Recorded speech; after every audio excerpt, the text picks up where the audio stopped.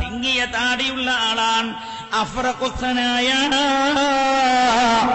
തിളങ്ങുന്ന വിടവുകളുള്ള പല്ലുകളുള്ള ആളാണ്.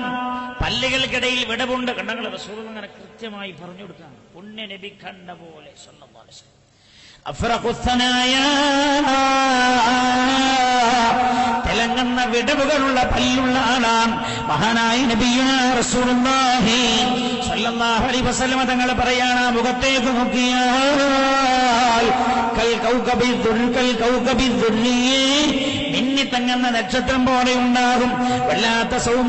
വല്ലാത്ത സൗന്ദര്യമുള്ള മുഖമാണ് ഇമാമുൽ മഹദി റളിയല്ലാഹു അൻഹുവിന്റെ മുഖമെന്ന് ത്വാഹാ റസൂലുള്ളാഹി സ്വല്ലല്ലാഹു അലൈഹി വസല്ലം മുഖത്ത് പ്രധാനമായി അടയാളം പറഞ്ഞു കൊടുക്കുന്നത്. അടുത്തത് റസൂലുള്ളാഹി പറഞ്ഞു, മെലിഞ്ഞ ശരീരത്തിന്റെ ഉടമയാണെന്ന് ത്വാഹാ റസൂലുള്ളാഹി. അങ്ങനെ റസൂലുള്ളാഹി സ്വല്ലല്ലാഹു അലൈഹി വസല്ലം തങ്ങളും വഫാത്താകുന്നവരെ 63-ാമത്തെ വയസ്സായപ്പോഴും വയറ് ചാടിയിട്ടില്ല. വയറും നെഞ്ചും ഒക്കെ ഒരേ ലെവലായി. അതായത് വയറ് ഒട്ടിയ ആളായിരുന്നു പുണ്യനബി. വയറ് ഒട്ടിയ ആളായിരുന്നു. വയറ് വലുതാവുക, കുമ്പയുണ്ടാവുക എന്നൊക്കെ പറഞ്ഞ ഖിയാമത്താന്റെ അലാമത്തിൽ റസൂലുള്ളാഹി എണ്ണിയിട്ടുണ്ട്. അതിന്റെ അർത്ഥം സുഖവും സൗകര്യവും കൂടുകയാണ്.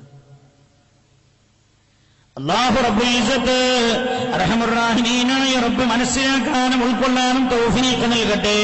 മെലിഞ്ഞ ശരീരത്തിന്റെ ഉടമയാണ് മഹാനായ നബിയുനാ റസൂലുള്ളാഹി സ്വല്ലല്ലാഹു അലൈഹി വസല്ലം. തങ്ങൾ പറഞ്ഞു, മുഖത്തിന് വല്ലാത്ത സൗന്ദര്യമാണ്. പുണ്യനബി പിന്നെ പറഞ്ഞു, വഅലാ ഖദ്ദിഹിൽ ഐമനി ഖാൽ, ഇമാം മഹ്ദി റളിയല്ലാഹു അൻഹുവിന്റെ വലത്തെ കവിളിന് മുകളിൽ ഒരു കറുത്ത പുള്ളിയുണ്ട് എന്ന് നബിയുനാ മുഹമ്മദ് മുസ്തഫ ഞങ്ങളെ കൃത്യമായി പറഞ്ഞു കൊടുക്കുകയാണ്. എന്തുകൊണ്ടാണ് പഴിച്ചു പോകാതിരിക്കാൻ? മാത്രമല്ല മഹാനായ നബിയുനാ റസൂലുള്ളാഹി സ്വല്ലല്ലാഹു അലൈഹി വസല്ലം തങ്ങൾ പറയുകയാണ്, ഒത്ത വലിപ്പമുള്ള ശരീരമാണ്. ശരീരത്തിന്റെ കളറോ ചുവപ്പ് വർണ്ണത്തിന്റെ കളറുണ്ട്.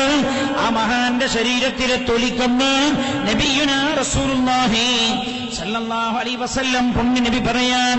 ഇനി നിങ്ങൾ ശ്രദ്ധിക്കേണ്ടത് ആ മഹാന്റെ സംസാരിക്കുമ്പോൾ വിക്ക് അനുഭവപ്പെടുന്നതാണെന്ന് പറഞ്ഞാൽ സംസാരം ശരിക്ക് ക്ലിയറായി പുറത്തേക്ക് വരില്ല. സംസാരിക്കുന്ന സമയത്ത് വിക്ക് അനുഭവപ്പെട്ടാൽ